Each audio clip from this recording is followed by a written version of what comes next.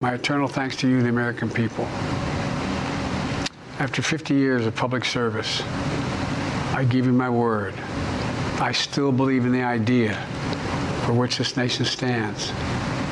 A nation where the strength of our institutions and the character of our people matter and must endure. I love America. You love it too. God bless you all, and may God protect our troops. Thank you for this great honor. Esas muchas de las cosas que dijo, esa fue la parte final, ¿no?, del discurso de Joe Biden.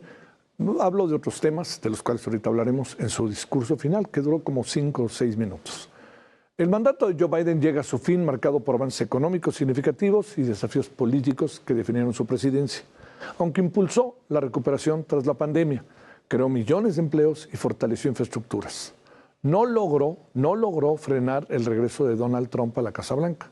Sus resbalones políticos, tensiones internacionales, un respaldo debilitado dentro de su propio partido, dejaron un legado agridulce para el demócrata, porque al final mucho se le critica que tardó en hacerse un lado para que entrara otro u otra candidata, que al final fue Kamala Harris. Bueno, veamos esto.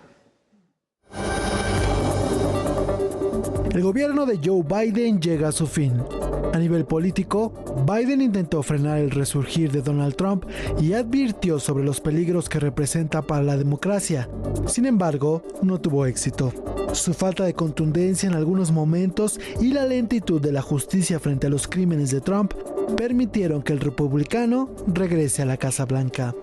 En la esfera internacional, Biden dejó una marca ambigua, con fracasos en Afganistán, una respuesta tibia ante el conflicto de Gaza y dudas sobre su manejo de la ayuda a Ucrania. En economía, Biden tuvo sus mejores resultados, logró la recuperación tras la pandemia, además de 1.2 billones en inversiones de infraestructura y deja la economía creciendo al 3%. Ha creado 17 millones de empleos en su mandato y ha controlado la inflación. Sin embargo, son éxitos que va a capitalizar Donald Trump. A pesar de sus esfuerzos, Biden se va con la impotencia de ser uno de los pocos presidentes de Estados Unidos que no ha ido a la reelección. Quedó con un frágil apoyo del Partido Demócrata tras su cuestionada participación en el debate presidencial contra Donald Trump, aunado a las preocupaciones por su edad. Venció a Trump en 2020 y 4 años más tarde perdió ante él. Esa fue la administración de Biden, un legado agridulce para el demócrata. Eric Alcántara, Heraldo Media Group. La verdad que yo digo que qué mejor que hablar con Marta Bárcena de este tema, porque hasta trató con él la embajadora eminente. Querida Marta, en viernes, ahí te sacamos de si había fiesta hoy, perdón, pero aquí andamos y muchas gracias que estás con nosotros. ¿Cómo te ha ido, Marta? Bien, gracias, Javier. Pues es un gusto siempre estar contigo, conversar y escuchar este, creo que muy atinado balance que hizo Eric Alcántara sobre el legado agridulce de Joe Biden. Leía yo hoy justamente y conversaba con varios americanos que lo que parecía ser cuando fue elegido Joe Biden que el caso de Trump había sido 4 años excepcionales que no se repetirían, fue equivocado ese diagnóstico. Parece que justamente el mandato de Biden fue un interreño entre las dos presidencias de Trump, que sí nos dan realmente, tenemos que entender que hay un Estados Unidos muy diferente al que pensábamos. Un Estados Unidos que está profundamente dividido y que buena parte de los seguidores de Trump estarán ahí aun cuando Trump se vaya, y que están con una actitud de revancha en general, que se sienten desplazados, que se sienten que la economía, a pesar de los éxitos económicos de Trump, no los trató bien, que la inflación, a pesar de que se dice que se controló, en realidad no se controló tanto. Estados Unidos, para todos los que hemos viajado recientemente, está más caro que nunca. Es realmente, a donde vayas en Estados Unidos, todos los servicios, los alimentos son carísimos. Y entonces, aunque haya habido más empleos y alza de salarios, se los ha comido la inflación. Y entonces ese Estados Unidos nuevo en donde los sectores religiosos de ultraderecha tienen cada vez más peso, y de ultraderecha es un poco difícil clasificarlos, pero que te explican cómo en lugares en donde habían en general votado por los demócratas o, por ejemplo, los católicos, por candidatos católicos como Joe Biden, esta vez votaron por Trump en su mayoría. ¿Qué pasó en Estados Unidos? ¿Cómo está cambiando? Ahí lo vemos. Sí, es un Estados Unidos que está actuando ya no con base en la lógica y en la racionalidad económica, Trump, sino en base en ideología y en emociones. Y eso va a ser muy complicado para todos los países y en especial para México. Entonces, negociar con Estados Unidos sobre bases de racionalidad económica, de lógica y sobre bases humanitarias. Javier. Oye, a ver, embajadora Marta, déjame preguntarte, tú trataste con él y has tratado indirectamente o directamente con Donald Trump. ¿Ahí qué alcanzas a apreciar, digamos? En esto del trato significa, estoy seguro que todos son amables y, ¿cómo está, señora embajadora? Marta, how are you? Todo esto, ¿no? Pero a lo que me refiero, ¿qué alcanzas tú a sentir y a percibir de estos dos personajes? Mira, lo que alcancé a percibir, yo conocí a Joe Biden cuando fui a hacer un curso de seguridad nacional de Estados Unidos a la Universidad de Delaware, y él era el senador por Delaware. Y desde entonces era el presidente del Comité de Relaciones Exteriores. Entonces, esa es una, creo, primera gran diferencia entre un político muy profesional y un hombre de negocios. Esa es una gran diferencia en el trato entre Biden y Trump, ¿no? El trato de Biden es mucho más político en todo lo que dice que el de Trump. Segundo, un Biden que era mucho más conocedor del mundo internacional con todos sus matices, no solo los blancos y los negros, sino los grises que hay en medio, que un Trump que es mucho más extremo en todas sus opiniones. O es bueno o es malo, o es blanco o es negro. Otra gran diferencia. Tercer gran diferencia, Biden, un hombre que cree en las instituciones de los Estados Unidos y que por lo tanto se apoyaba mucho en los procesos institucionales y en la burocracia estadounidense, con un Trump que desconfía profundamente de la burocracia estadounidense, que les llama el Estado profundo, que está minando las instituciones de los Estados Unidos, y que varios de los movimientos religiosos que lo apoyan lo que dicen es que quieren acabar con las instituciones seculares de Estados Unidos, ¿sí? Esas son tres grandes diferencias a grandes rasgos que veo. Y un Biden que también hacía caso entonces a sus instituciones, a sus burócratas, a su gabinete, y en cambio un Trump que hace poco caso y que más bien impone, y que sus colaboradores tienen que adivinar antes en lo que escribía en Twitter, ahora en Truth Social y todo lo que va a hacer, y después los colaboradores tienen que buscar la justificación de cómo hacerlo.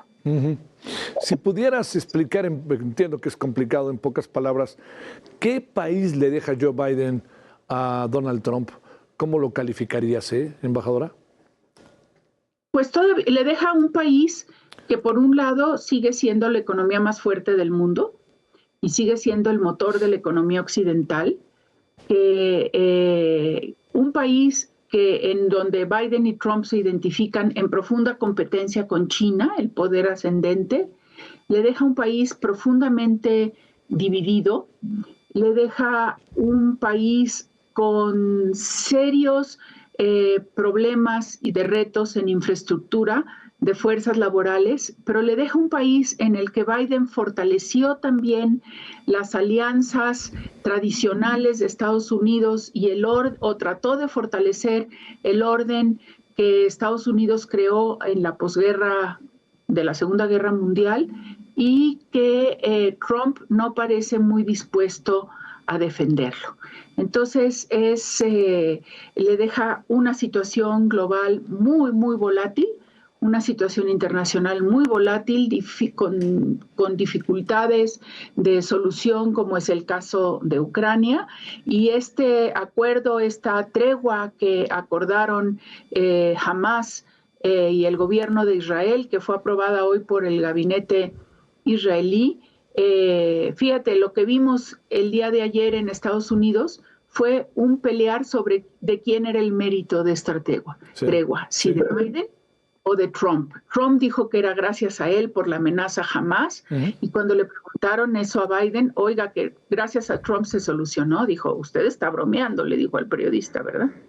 Claro. Entonces, un país en donde las visiones del propio país y del rol del país en el mundo son muy divididas, con excepción, curiosamente, de la competencia con China y de una cada vez mayor coincidencia de un sentimiento anti-inmigrante y también de una mayor coincidencia en la preocupación por el fentanilo y el impacto del crimen organizado. Y eso, los dos últimos puntos, Javier, nos deben preocupar muchísimo porque está habiendo una posición bipartidista en esos temas.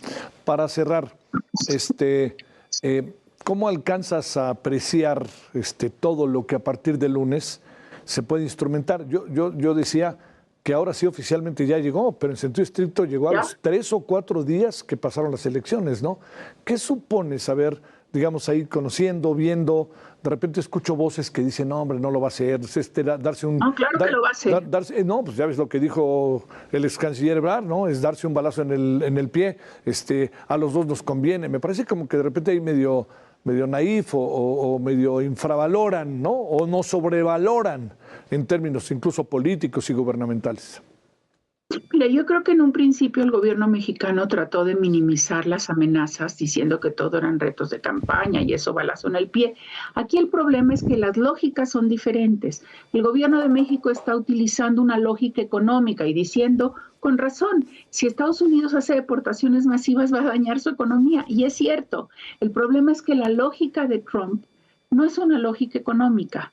Es una lógica emocional de resentimiento y de revancha, de respuesta a el tema migratorio lo está manejando como un tema emocional ideológico, no como un tema de fenómeno económico y social. Entonces ahí es muy difícil que veamos el problema o el fenómeno desde el mismo punto de vista. Yo creo que sí vamos a ver el día 20, y el 21 inmediatamente, hasta donde sé y he escuchado y he hablado con personajes de la política americana, vamos a ver más de 23 órdenes ejecutivas en temas de energía, en temas económicos y en temas migratorios. Y ya está circulando ahorita que van a empezar justamente las redadas en algunas ciudades santuario o en algunas ciudades en donde hay una gran concentración de población migrante y mexicana. Se dice que van a empezar las redadas en Chicago, Javier. Ya está circulando eso entre las comunidades. Sí. Entonces, vamos a ver estos decretos ejecutivos. Yo apostaría que la mayoría de ellos van a ser impugnados en cortes. Probablemente gane en cortes algunos de ellos y probablemente pierdan.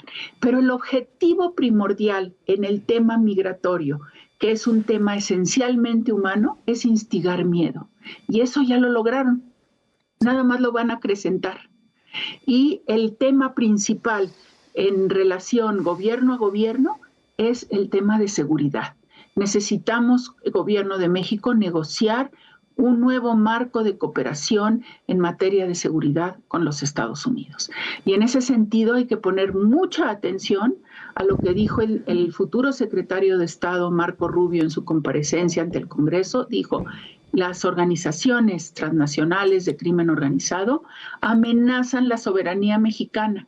Y yo no, mira, si hay alguien con quien no coincido en la mayoría de sus puntos de vista es con Marco Rubio, pero en esto sí. México tiene que reconocer que la principal amenaza a su seguridad, a la seguridad de los mexicanos, al futuro de los mexicanos, es el crimen organizado. Y no por el fentanilo solamente, Javier, es por el tráfico general de drogas, por el tráfico ilícito de personas, por la extorsión, por los asaltos en las carreteras y sobre todo porque está conquistando, como vimos en este caso tan dramático de Michoacán, el alma de los mexicanos y el juicio de los mexicanos. Estamos vendiendo nuestra alma al diablo por unos juguetes. Te mando un gran saludo, embajadora. A la semana que entra mucho tendrás que contarnos. Gracias, que tengas buen fin de semana, Marta. Ya nos veremos, claro que sí, lunes y martes seguramente, sí. O martes seguro, Javier. Oye, y ya vi que Agustín está en el Universal, Agustín Gutiérrez Canet, ¿no? Desde esta semana. Sí, volvió al Universal con su columna Sin Ataduras y narrando cómo ha dado batallas por la democracia de este país, justamente, sí. Batallas que nos costaron traslados difíciles a la familia en muchas ocasiones y batallas en las que uno y otro pagamos el costo, pero por eso tanto Agustín Gutiérrez Canet, mi marido, como yo somos unos convencidos de que hay que luchar por la democracia en México, por los derechos humanos y que no podemos dejar que el crimen organizado controle ni siquiera una pequeñísima parte de este país. Te mando un gran saludo, Marta, muy buenas noches. Buenas noches. Gracias, gracias.